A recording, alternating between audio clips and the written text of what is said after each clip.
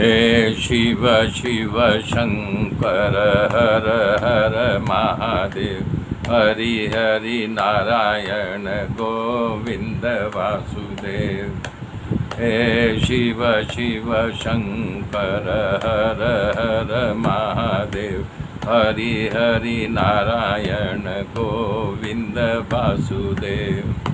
हे शिव शिव शंकर हर हर महादेव, हरि हरि नारायण गोविंद वासुदेव। हे शिव शिव शंकर हर हर महादेव, हरि हरि नारायण गोविंद वासुदेव गोविंद वासुदेव। ओम नमो भगवते वासुदेवाय, ओम परमात्मने नमः। मेरे मित्रों, कल मैंने बताया था कि सती माता कैलाश पर्वत पर बैठी हुई है। विमान कैलाश के ऊपर से जा रहा है। तमाम देवी और देवांगना बात कर रही हैं कि दक्ष महाराज के यज्ञ में खूब मज़ा आएगा, खूब अच्छा भोजन करेंगे।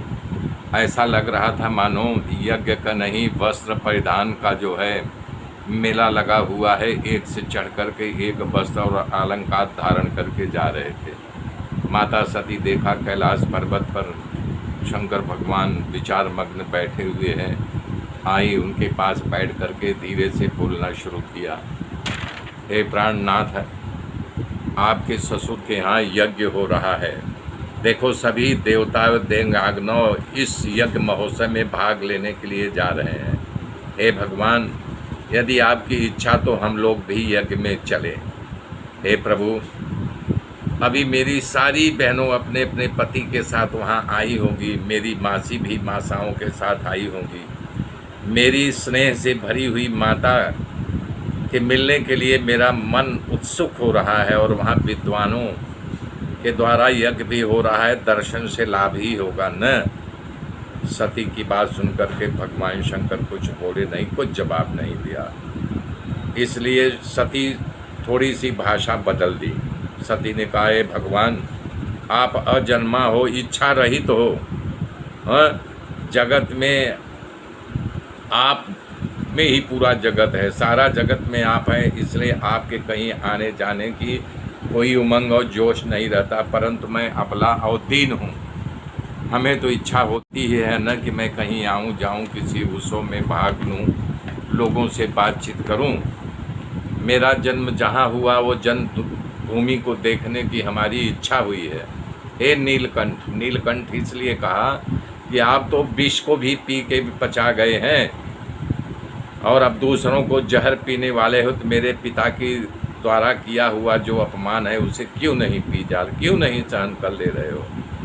आप ही बताइए, पिता के घर यज्ञ है, उस समाचार को सुन करके कौन लड़की है वहाँ जाने की इच्छा नहीं होगी? तब भगवान शंकर बोलना शुरू किया, हे देवी, तुम्हारी बात सच्ची है, जाना तो चाहिए, परंतु निमंत्रण मिला हो तब जाना चाहिए, बिना निमंत्रण का नहीं जाना चाहिए। ये सुनते ही सती बोली, पति गुरु और देह को जन्म देने वाले माता पिता के यहाँ जा सकता है न? ऐसी शास्त्र की आज्ञा है। शिव जी ने कहा, हे देवी, तुमने कहा कि पति गुरु और पिता माता के यहाँ बिना आमंत्रण के जाया जा सकता है, शास्त्र की आज्ञा है, सत्य है। परंतु जिसका मेहमान बनना हो उसमें अभिमान न हो, मद न हो, क्रोध न हो, ईर्ष्या न हो और एक दूसरे को देख कर के तकलीफ न हो, वहाँ जाया जा सकता है। तो माता जी ने बोला, मेरे पिताजी तपस्वी, धनवान, कुलवान, विद्वान हैं, उनके यहाँ जाने क्या तकलीफ है? तो फिर शंकर भगवान ने उनका उत्तर दिया कि विद्या, तप, धन, सुंदर शरीर, उच्च कुल, ये सत्पुरुषों के लक्षण हैं।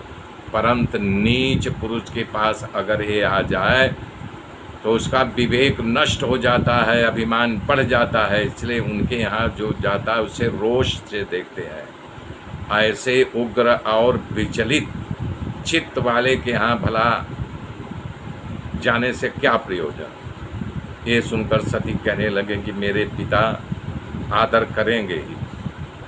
अगर आपको न आना हो तो मुझे ही आज्ञा दो, मैं चली जाती हूँ, फिर कुछ दिनों में वापस आ जाऊंगी।